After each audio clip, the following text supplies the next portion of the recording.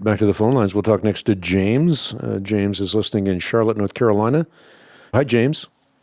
Hello, Hank. I have a question about, I'm a new Christian, and I have a question about drinking, alcohol. I've heard kind of two sides, or both sides to drinking. One that it's okay to drink, just not get drunk, and then the opposite side where you probably shouldn't drink because you could trip up your fellow brother if you're, if you're out and about and you're trying to be a good Christian. So I want to know if your insight or, your thoughts on that. Yeah, well, I think what you need to be aware of is that drinking too much is equated with eating too much. If you look at Proverbs chapter 3, you have drunkards and gluttons placed in tandem and pointed out in context that it's not wise to do either. If you drink too much, obviously, there's a consequence in the metaphysical aspect of your humanity. If you eat too much, there's a consequence in both the physical and the metaphysical aspect of your humanity. I guess it's true both ways around. In other words, the fact of the matter is that we should be good stewards of the temple of the Holy Spirit. And we're body-soul unities, and that means being good stewards of both.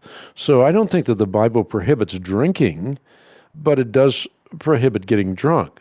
Now, I think the other thing that you bring up in terms of the effect it might have on someone else, I think that is wise to keep in consideration as well. So you want to be prudent in everything you do. So if you know this is going to make someone else stumble, then you should refrain from it. You could be with someone who's had a great problem with alcohol. They became a Christian, and if you drink in front of them, it will be perhaps a stumbling block. So it's something that you should be sensitive to.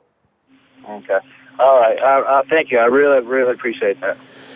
You got it. Again, wine can be a blessing, but it can also be misused, leading to drunkenness or worse. There are many passages in the Old Testament as well as the New Testament that warn against drunkenness, but even Paul tells Timothy, take a little wine for your stomach, and he doesn't mean rub it on your stomach. It means that you can ingest it.